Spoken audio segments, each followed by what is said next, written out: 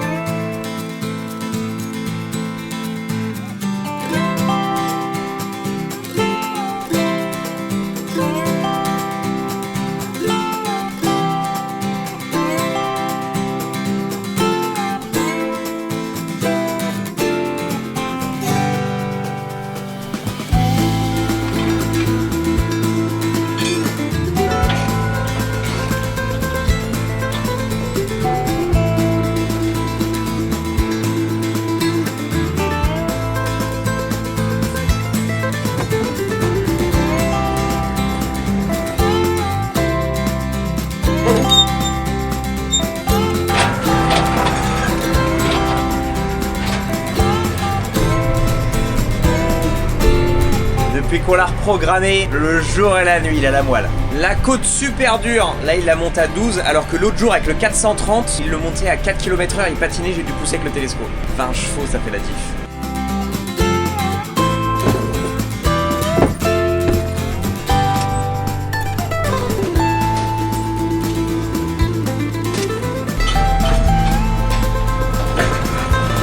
Fin bien, 2 plateaux de fées. Voilà, je vous ai laissé juste avec des images, des petits rushs. Il est déjà 16h, 16h30 même.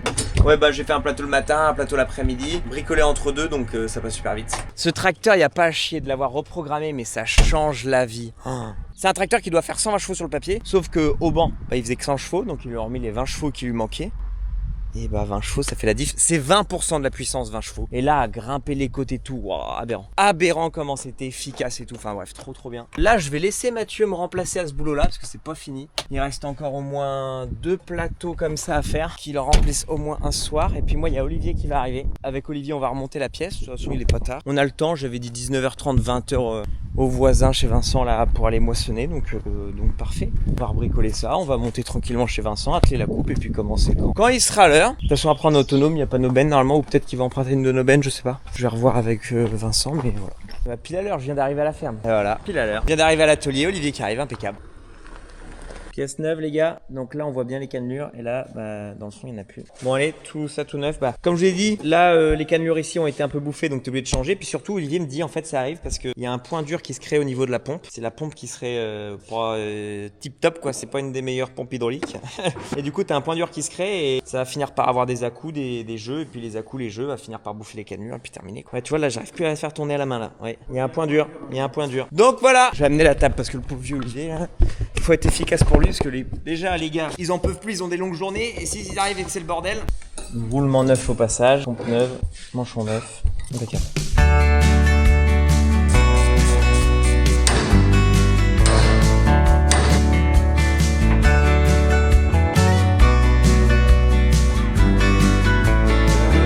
Olivier efficace, bah vous allez me dire, au pire tu aurais pu aller chercher les pièces et puis remonter toi-même. J'aime bien que dans ces conditions-là, quand même, le mécano, il a vraiment l'œil de mécano, sûr du remontage et enfin voilà quoi. L'hiver, on peut prendre le temps de remonter les choses nous-mêmes, à cette époque-ci, non.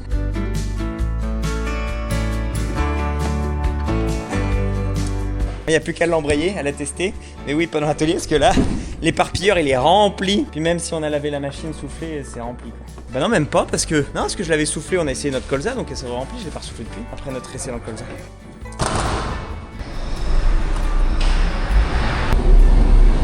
Ça fonctionne?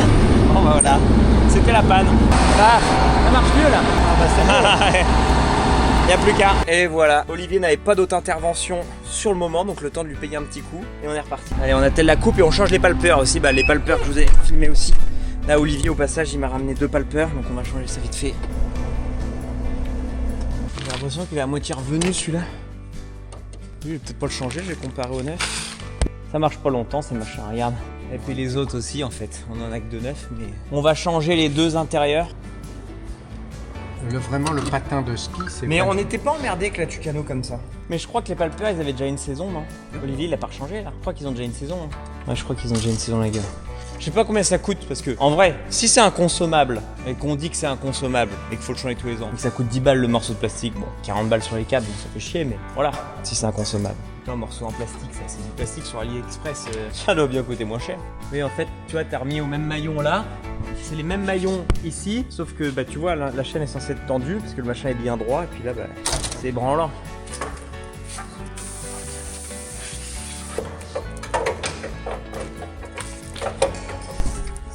Là qui est tordu. Ouais, ça va être pas tordu naturellement ça. Enfin, c'est pour la pièce qui est comme ça à mon avis. Bah ça c'est simple, dans les taux, on ferme les taux, terminé.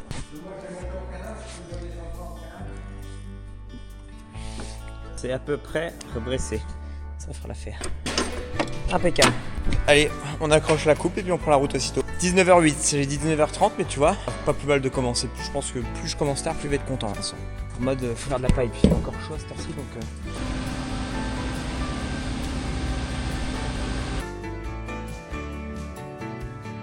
A few moments later. Putain, il y arrive pas.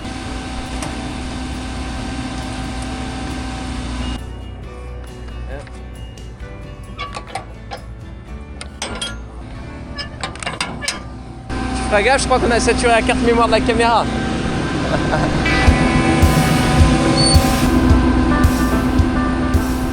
Et nous l'arrivée. Dans le pays d'eau, j'ai obligé de rouler dans le blé pour atteler. Les gars, je suis désolé. Putain, on va commencer les blés avant le 10 juillet. C'est une folie. Le père, il dit que les 2 palpeurs neufs sont déjà tordus. Il dit que c'est sur le chariot qu'on les tord. Merde. Celui qui se pose là-dessus, ça va. Mais alors, pourquoi Putain, parce que peut-être en baissant, en reculant un petit peu. Tu sais, parfois, pour que ça vienne bien se coulisser là, j'approche, je baisse et je recule un peu. Pour que ça vienne se loger. Donc en reculant, peut-être que ça vient frotter. Ah, putain, ils sont déjà tordus. Les 2 trucs neufs déjà tordus. Bah super, c'est de la merde. C'est de la grosse merde. Mais non, mais ce con, il détecte la scie à colza qu'il n'y en a pas. Donc le tablier, il veut pas reculer plus que ça. Putain, ce con. Oh, ça, c'est une belle merde, ça. Oh, je vais appeler Olivier vite. Bon, après, téléphone avec Olivier, éteindre la machine pour déjà qu'il réinitialise ses codes d'erreur, nettoyer le capteur qui détecte la scie à colza, tout simplement. J'ai sorti le capteur. Bon, je vais nettoyer à peu près. Si ça redéconne, on redémontera en cours de route avec la soufflette du 660. J'espère que ça va aller, sinon on va commencer comme ça et puis on verra plus tard. Signal détection scie à colza droit défaillant. Elle veut plus enregistrer de position haute, position basse, la coupe. C'est n'importe quoi. C'est mon capteur scie colza qui doit faire tout déconner. Comme il détecte la scie à colza, il veut pas se mettre en position coupe blé. Enfin bref. Première étape déjà là, ça se bat super bien. J'entends pas le batteur grogner, on perd rien. Je vais aller vérifier comment ça sort à l'arrière dans l'andin. Les andins de paille sont pas encore gigantesques, mais t'as quand même, tu vois, t'as quand même l'épi en entier. Donc ça va plutôt bien. L'éparpilleur, est-ce que je perds à l'éparpilleur? Est-ce que je vois des graines de blé à l'éparpilleur? Donc ça voudrait dire à l'éparpilleur qu'on perd aux grilles. Non, on perd rien aux grilles, ça c'est bon ça. C'est ce coureur maintenant, faut regarder, ça se bat trop bien. Une graine là, toute petite, je perds rien. On va abattre la parcelle en 1 seconde. Quand ça se bat bien comme ça, on va pouvoir pousser le manche. Ah, ça me fait chier cette putain de coupe. J'attends que Mathieu revienne avec le 660. On redémontera le capteur correctement, puis bien le souffler. Avec le coup de batterie, j'ai enlevé le coup de batterie pour que ça réinitialise vraiment. Ah bah là, j'ai bien soufflé, bien nettoyé, bien tout. Ça fait chier parce que ça me limite vachement dans mes réglages de coupe. Bon, ça va le faire, hein, mais ça me limite et ça me casse les couilles. Pourtant, on n'est pas dans le colza. De toute façon, si ça marche pas, tant pis, on avance. Hein, sinon, il est déjà 20h20. Signal de détection scie à colza droit défaillant. Allez, viens vous faire foutre. La coupe, on la cabane en rentrant, on en achète une neuve. Je vais débrancher le capteur, voir si ça fait mieux. Si je peux agir du coup, si j'ai plus de capteur. Ouais, non, je suis quand même limité. Même en débranchant le capteur. Écoute, on va y aller comme ça. Tant pis, je vais rappeler Olivier quand même.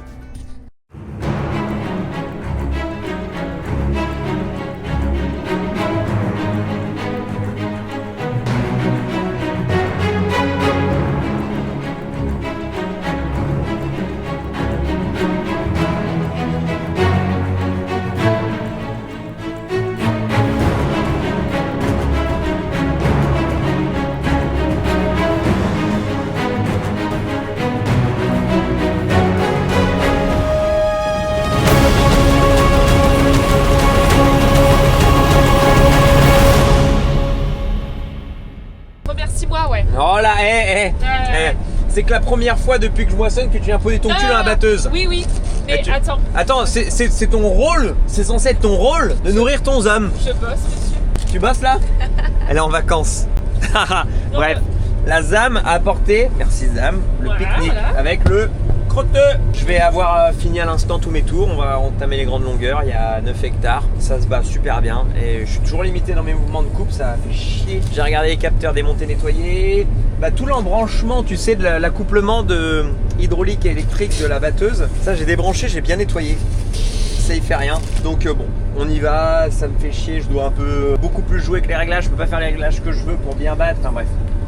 Ça va que c'est propre, quoi. Comment il faisait à l'époque? Non mais à l'époque il... Non mais, voilà. On est né avec une technologie, on est né avec un téléphone dans les mains et on se rend plus compte de la valeur des choses. Bon, écoute-moi bien. Là, écoute-moi bien. Justement, la batteuse, là, comme c'est aux technologies, elle s'est mise en mode colza. Et elle croit qu'elle est toujours en mode colza. Donc elle fait les réglages colza au niveau de la coupe. Il reprend sa haine. J'ai été interrompu par le manque de place. Il n'y a plus de place de stockage dans la caméra. Donc avec le téléphone. Je disais, du coup, la batteuse, elle ne veut pas se mettre en réglage blé. Elle reste en réglage colza. Donc en fait, j'ai le tablier déplié à fond. Donc le blé, il tombe pas bien dans la coupe, il s'aspire mal, c'est pas fluide. Donc là, j'essaie de faire plein de subterfuges pour améliorer tout. Entrepreneur en carton. Donc, non, c'est la batteuse en carton, oui, et le capteur qui marche pas au bout de 3 ans. Putain! Non, mais je sais pas. En vrai, demain, je démontre. En fait, c'est le capteur droit. Je prendrai le capteur droit, je le mettrai au capteur à la place du capteur gauche et vice versa. Je regarderai, ça met toujours le même message à rajouter. Ça me fascine. Parce que les machines qui coûtent aussi cher, elles tournent que 3 mois de l'année. Enfin, 3 mois. 2 mois. Un mois. Un mois. Ouais, mais les maïs. Ouais, mais tout cumulé. Tu sais, là, j'ai commencé semaine dernière. Si tu cumules tout là, si elle tourne 10 jours pour les cultures de l'estivale, là, quand elle aura tourné 10, 11 jours cumulés, en max, hein. Allez, 15. C'est le prix d'une baraque. En maïs, 15 jours, terminé. Et t'es toujours emmerdé. Ah oui, non, mais c'est de la. Oui, non, mais ça après, c'est de la mécanique, c'est normal, tu vois. Il y a de l'entretien, il y a de Une l'usure. voiture, c'est pareil. Une voiture, tu lui fous 250 000 km dans le. Oui, mais là, elle avale pas des tonnes et des tonnes de blé à la journée, où c'est des contraintes mécaniques qui sont complètement autres. Ouais. Bref, petit débat, voilà. Regarde-moi ça, le poulet chicken tikka masala. C'est pas du poulet, c'est du jambon. C'est pareil. Je vais juger. C'est donné là. Oh bah. Attends, j'arrive pas à l'ouvrir, tiens. Ouais. Ok. Il y a où? Ouais. C'est le boulanger qui va pas être content, c'est des sandwichs faits maison, c'est pas. Prochain coup, faut prendre les sandwichs du boulanger. Bah, il est en vacances. Le boulanger, il regarde les vidéos, il va voir que c'est. Ça vient pas de chez lui, le pauvre vieux. En plus, je t'ai pas trop mis de salade parce que je sais que t'aimes pas ça. Si? Ben. T'es en mode la flemme. Si, c'est très bon. Ça donne le petit plus, mais faut pas qu'il y en ait 150 quoi. Tu vas y aller, Zam? Excellent, merci madame. Je pourrais avoir un cheval. Ha! Je sais avec son canasson. On les voit bien là. Regarde, on les voit bien dans le téléphone. Pourtant, t'as pas trop de dégâts, mais regarde. Ça, c'est mon maïs derrière. Bon Dieu, ils vont aller dedans. Et voilà, ça se balade, pas farouche. Il y a les machines qui tournent à côté, tout ça. Ça continue toujours, ça crache. Et là, j'ai le sourire. Madame est partie et là, je suis content. La première bienne vient de revenir. 11 d'humidité, donc c'est sec, hein, c'est mûr. Il n'y a aucun débat. Hein. On a pu le faire il y a 5 jours. Mais rien de perdu puisque 81 de PS. 81 de PS. J'ai jamais battu du blé aussi lourd. Je suis content parce que, bah, tu vois, c'est que du boulot est bien. Enfin, c'est toujours plaisir de savoir que quand t'as fait le boulot, bah, t'as les résultats derrière. C'est nous qui avons semé ici, j'ai fait les traitements. C'est Vincent qui fait l'azote par contre. Mais voilà, le jour de la récolte, on est content de pouvoir faire des résultats comme ça. Bon, on verra combien de quintaux on fait finalement, mais pour dans une rotation en plus d'éleveur, ça va bien, le blé est propre et tout ça, donc c'est super cool. Je suis trop content. Donc on continue, ça va bien. Nous voilà arriver à la coopérative et ce qui est impressionnant tout à l'heure, je vais vous le montrer en papier, je vais pas vous le dire maintenant, mais le camarade qui est passé avant à la coopérative, il a dû attendre longtemps 2-3 essieux qu'il avait devant lui, donc il est parti plus d'1 heure alors que c'est à côté. Mais là c'est le PS qui me rend fou, je vais vous montrer juste après sur le papier. C'est bien, maintenant il y a un système de feu rouge ici, parce qu'avant pour dire quand est-ce qu'on pouvait vider dans la sauce, il y avait un gars du bureau qui venait en trottinette à pousser et il nous disait tu peux vider puis il repartait au bureau. C'est bien mieux. Vert, c'est bon. Et là j'y vois pas grand chose, je vais allumer les petites veilleuses.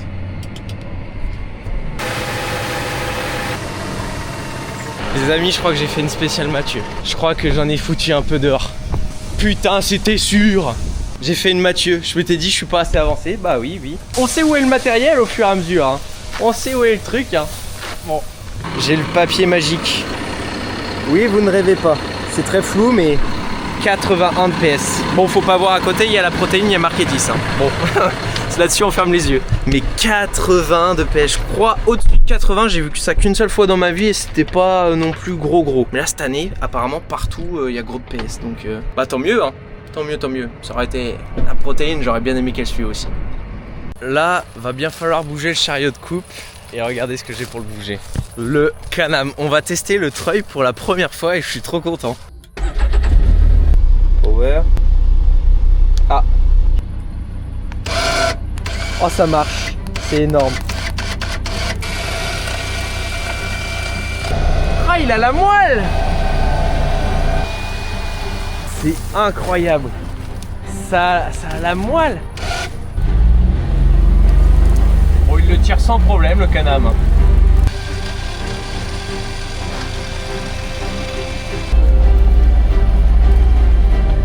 Hop.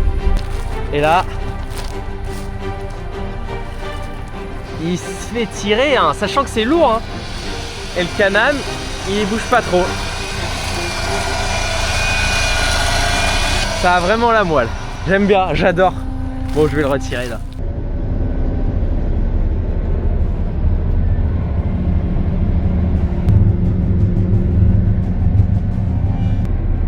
Et bah fin bien, première parcelle c'est super bien déroulé. Il est 1h15 donc il est pas si tard que ça. Je suis content. Je suis content, je ne sais pas trop les rendements les amis, j'ai pas du tout les poids des bennes, j'ai pas des nouvelles de ce qui a été livré. Sachant que là il y a une benne qui va pas être livrée ce soir donc voilà, on fait le débrief après quand on rentre. Ouais les potos, du coup j'ai le poids des bennes, c'est aberrant. C'est là où je suis choqué, c'est les tonnes qu'on arrive à mettre dans les bennes. Là Mathieu du coup il était avec la benne de Gilbert, dans la benne de Gilbert il arrive à mettre 18 tonnes. C'est super rare qu'on arrive à mettre 18 tonnes dedans, faut vraiment blinder à mort tu vois et... Bah c'est le PS. Le grain de blé en lui-même est lourd, il y a une masse volumique, c'est-à-dire pour un même volume occupé, le blé pèse beaucoup plus lourd que d'habitude où les autres années on faisait du 75 de PS tu vois. Donc bah forcément la masse volumique est plus lourde, donc là on met facilement 18 tonnes. La benne de Vincent là, le gars, moi j'ai estimé les bennes tout à l'heure, je faisais l'estimation sur le téléphone, je pensais qu'il faisait des bennes de 12 tonnes, il me dit non je fais des bennes de 14 tonnes, presque 15 tonnes, 80 PS. Une belle paille qui est sortie, la paille était vachement longue. Ben voilà, on peut aller se coucher en se disant qu'il y a eu un bon boulot de fait. Je sais pas ce qu'on va bricoler demain. Est-ce qu'on va pouvoir continuer de moissonner? On attend toujours les experts qui vont passer dans nos blés. J'aurai une parcelle de blé mûr comme je vous ai déjà dit, mais il faut attendre que l'expert passe pour les dégâts de sanglier. Bon. Est-ce que je retourne dans le colza? Je sais pas. Est-ce qu'il y a du temps de perdu, pas du temps de perdu? Si la semaine prochaine il se met à pleuvoir, on va regretter de pas avoir forcé un peu, mais enfin après tout va toujours trop vite, on force, tout devient n'importe quoi parce qu'on force toujours tout trop partout et on n'attend plus que ça soit mûr, bref. En tout cas ici c'était bien mûr, on a fait du bon boulot. Donc je suis super content et ça a bien fonctionné à part mon putain de capteur là, on verra demain. Ça demain matin c'est le boulot qu'on va faire, c'est qu'on va inverser les capteurs gauche-droite pour voir si ça fonctionne toujours. Bref, ce qui veut dire les potos que de toute façon vous verrez tout ça dans la vidéo de demain. On continue les une vidéo par jour pendant un mois. Continuez de vous abonner, c'est comme ça que vous pouvez me le rendre. C'est comme ça que vous pouvez me donner de la force sur tout le travail que je fais les potos. Donc n'hésitez pas, à demain, merci. Et actuellement 2h du matin et je finis mon sandwich que j'avais pas fini. Je suis refait et je m'en mets partout. Ils sont très fauvesques.